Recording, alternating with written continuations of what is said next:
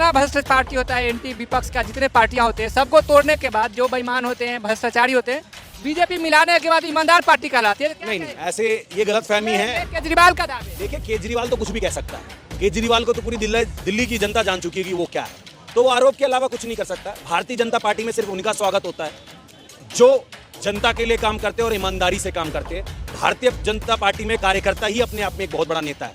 एक आम कार्यकर्ता ही भारत देश का प्रधानमंत्री बन सकता है, या वो सांसद और एमएलए बन सकता है। इनके तरह वोट बांट कर या टिकट खरीद कर हम लोग काम नहीं करते। महीने बाद चुनाव है, क्या बीजेपी का मुद्दा क्या होगा दिल्ली में चुनाव लड़ने का? देखिए, दिल्ली की जो जनता है आज के डेट में त्राही त्राही मचा हुआ है। रोड सड़कें टूटी हुई हैं।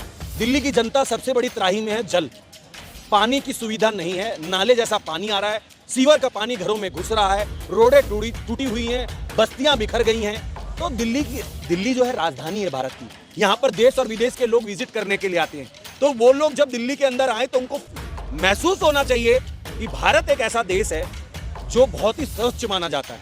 ठीक है, यहाँ पर हर एक सुविधा, क्योंकि हिंदुत्व के लिए हमेशा खड़ी रही है। और हिंदुत्व के लिए मैं आपको बता दूं, जो वक्फ बोर्ड आया है उसके लिए भारतीय जनता पार्टी बहुत बड़ा अभियान कर रही है। कोई पार्टी कर रही है क्या? कांग्रेस कहाँ है? आम आदमी पार्टी कहाँ है? तो ये सारे पार्टी सिर्फ वोट लेते हैं। हिंदुत्व के लिए लोग कभी ना जीवन में खड़े हुए ना कभी खड़े होंगे। योगी जी ने एक बात बोली थी, अगर बटोगे तो कटोगे।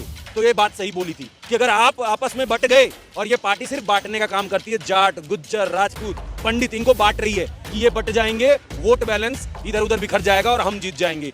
तो योगी जी ने बहुत अच्छी बात बोली थी कि जिस दिन बट गए समझ लो उस दिन तुम कट गए। केजरीवाल तो चिल्ला चिल्ला के कहते थे कि ईडी को क्यों रखा है, उसको तो बैठा दो, ईडी बंद कर दो। ये तो कुछ करती नहीं है। जब करने लग गई तो इनकी हालत खराब होगी।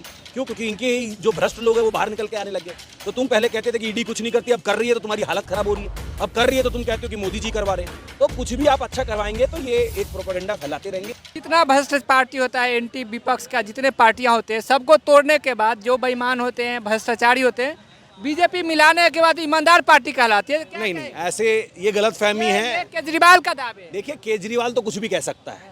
केजरीवाल को तो पूरी दिल्ली की जनता जान चुकी है कि वो क्या है, तो वो आरोप के अलावा कुछ नहीं कर सकता। भारतीय जनता पार्टी में सिर्फ उनका स्वागत होता है जो जनता के लिए काम करते हैं और ईमानदारी से काम करते हैं। भारतीय जनता पार्टी में कार्यकर्ता ही अपने आप में एक बहुत बड़ा नेता है।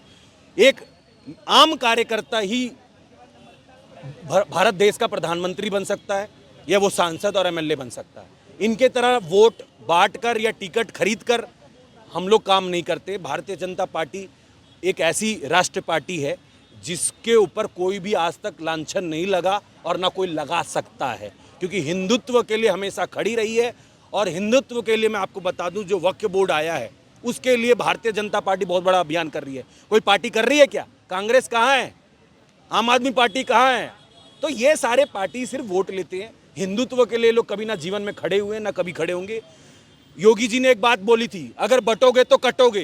तो ये बात सही बोली थी कि अगर आप आपस में बट गए, और ये पार्टी सिर्फ बांटने का काम करती है, जाट गुज्जर राजपूत पंडित इनको बांट रही है कि ये बट जाएंगे, वोट बैलेंस इधर उधर बिखर जाएगा और हम जीत जाएंगे। तो योगी जी ने बहुत अच्छी बात बोली थी कि जिस दिन बट गए समझ लो उस दिन तुम कट गए। तो अगर मंगलवार को इकट्ठा होगे तभी शुक्रवार को बाहर निकल पाओगे।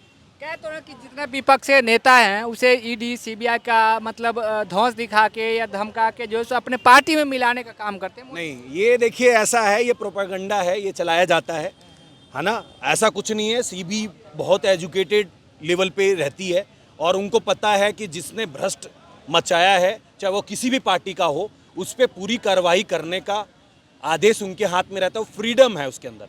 केजरीवाल तो चिल्ला चिल्ला के कहते थे कि ईडी को क्यों रखा है, उसको तो बैठा दो, ईडी बंद कर दो। ये तो कुछ करती नहीं है। जब करने लग गई तो इनकी हालत खराब हो गई।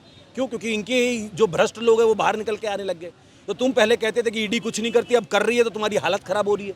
अब कर रही है तो तुम कहते हो कि मोदी जी करवा रहे हैं। तो कुछ भी आप अच्छा करवाएंगे तो ये एक प्रोपेगेंडा फैलाते रहेंगे। जैसे जमानत मिला, केजरीवाल बाहर आए तो अभी उनका तेवर बदल गया, पहले की अपेक्षा अभी तेवर बदल गया। क्या कहना चाह रहे हैं? देखिए, तेवर तो इसलिए बदल गया, अभी सिर्फ आप कोर्ट ने उनको जमानत दिया है और क्या बोला है कि किसी भी कार्यालय में नहीं जाएंगे। अब तो उन्होंने इस्तीफा दे दिया। अब वो चाहते थे कि मैं कार्यालय में नहीं जाऊंगा, किसी पार्टी से नहीं मिल सकता, उनसे नहीं मिलना जिसके साथ आपने ये खेल रचा, तो मेरा अस्तित्व क्या रह गया? जनता में मेरी कोई वैल्यू नहीं रहेगी।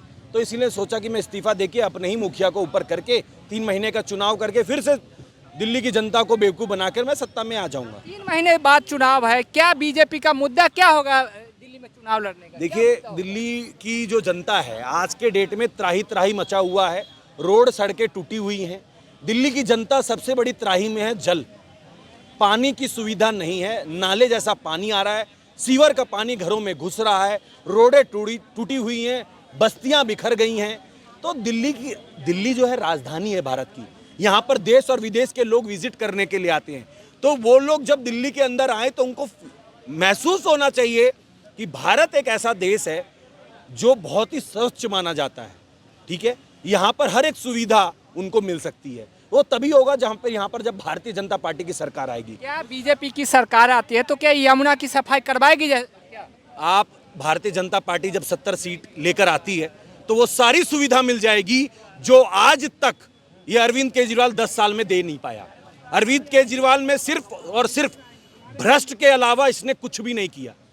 तो जब भारतीय जनता पार्टी की सरकार अगर दिल्ली के अंदर आती है तो मैं आपके चैनल के माध्यम से बताता हूं, यमुना भी साफ होगी, दिल्ली में लोगों को जल भी मिलेगा, दिल्ली में लोग स्वच्छते आराम से अच्छे से घूमेंगे भी, और जब बाहर के विदेश के लोग आएंगे तो महसूस करेंगे कि हम ऐसे देश में आए हैं जहां के लोगों को किसी भी चीज़ों की दिक्कतें नहीं हैं। तो ये मैं दिल्ली की जनता से मांग करता हूं कि ये भ्रष्ट नेताओं को बाहर निकाले, और इनको निकाल के आप फेंकेंगे तभी दिल्ली का बेड़ा गर्क हो सकता है, वरना सब खत्म हो जाए। से मुफ्त का राशन मुफ्त है, बिजली मुफ्त है, तो क्या ऐसा कुछ बीजेपी भी करने वाली है? मुफ्त की मतलब योजना बनाई? नहीं, देखिए, मुफ्त की रेवड़ी भारतीय जनता पार्टी कभी नहीं बांटती है। कभी आपने देखा, इतने चुनाव हो गए, कभी कहा कि मैं बिजली बिल फ्री दे रहा हूँ, पानी फ्री दे रहे हैं। सब आदमी कमाने खाने वाले हैं।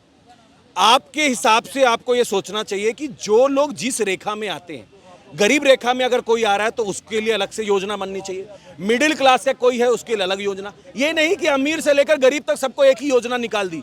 जो 2 करोड़ रुपए सालाना कमाता है उसको फ्री बिजली की क्या योजना का लाभ उठाना है? वो तो इतना सक्षम है कि वो अपने परिवार को और 10 परिवार को और चला सकता है। आप उसके लिए योजना लाइए। जो सक्षम नहीं है, जो अपने घर में 4 लोगों को नहीं चला सकता, तो आप जब योजना लाते हैं तो उनके लिए लाइए। जो एकदम ही माध्यम परिवार से हैं, जो आगे नहीं चला सकते, विकलांग लोगों के लिए लाइए। ऐसे कुछ लोगों के लिए योजना लाइए जिनके लिए ये काम कर सके। आप ऊपर से लेकर नीचे तक सबको कहते हैं फ्री में। आप लोगों को क्या करना चाहते हैं? आप लोगों को कहना चाहते हैं कि आप कुछ काम मत करो, सब कुछ फ्री में मिलने वाला है। तो भारतीय जनता पार्टी जब सरकार बनाएगी तो उन सबको सुविधा मिलेगी जो अलग अलग वर्ग में हैं। जो गरीबी रेखा से एकदम नीचे हैं उनको अलग योजना मिलेगी, जो मिडिल फैमिली से उनको अलग योजना मिलेगी, जो मिडिल फैमिली से ऊपर के लोग हैं उनको एक अलग योजना मिलेगी। आपकी जितनी क्षमता होगी उसके अनुसार आपको वो चीज़ दी जाएगी, जिससे हर आदमी को महसूस हो कि मैं अगर गरीब हूं तो मैं इस योजना का फ़ायदा ले पा रहा हूं। अमीर भी वही फ़ायदा ले रहा है, गरीब भी वही फ़ायदा ले रहा है, तो फिर आपने फिर रखा क्या? सर, एक और मुद्दा है, महाकाल मंदिर में जिस तरह से चर्बी का यूज किया जा रहा था, तो क्या कहेंगे उस मुद्दा पे? आपको पता होगा। अभी तो इस पे देखिए जांच चल रही है और अभी पता लगेगा कि इसके पीछे कौन सा गिरोह काम कर रहा है, और जब जानकारी वापस हमारे तक पहुंचेगी फिर हम इस पे विचार विमर्श करेंगे और उनको भी सख्त कार्रवाई होगी। जेपी नड्डा भी आश्वासन दिए हैं कि इस पे जांच पड़ताल होगा, इसके बाद ये जांच का विषय है, इस पे अभी हम कुछ कह नहीं सकते। जब जांच होगी, अपराधी पकड़े जाएंगे और पता लगेगा कि इसके पीछे किसका हाथ है, किसी पार्टी का हाथ तो नहीं है, तो सब पे कार्रवाई होने वाली है। आप थोड़ा समय का इंतजार कीजिए, समय जैसे आएगा उन सब पे हम कार्रवाई करने का पार्टी का। प्रसाद जिस तरह से पवित्र होता है, ये प्रसाद पे अंधविश्वास करके लोग खाते हैं, तो क्या ये गलत है? मैंने आपको बताया ये जांच का विषय है, इस पे अभी हमें कुछ भी बोलना से बचना चाहिए। ये बहुत ही सीरियस मैटर भी है, तो जैसे कार्रवाई होती है, मैंने आपको आश्वासन दिया कि भारतीय जनता पार्टी उस पर कार्रवाई के लिए ऑलरेडी रिपोर्ट भेज चुकी है। जैसे इस कार्रवाई पे योजना निकलेगी, जो अपराधी होंगे उस पर जल्द से जल्द कार्रवाई हो जाएगी।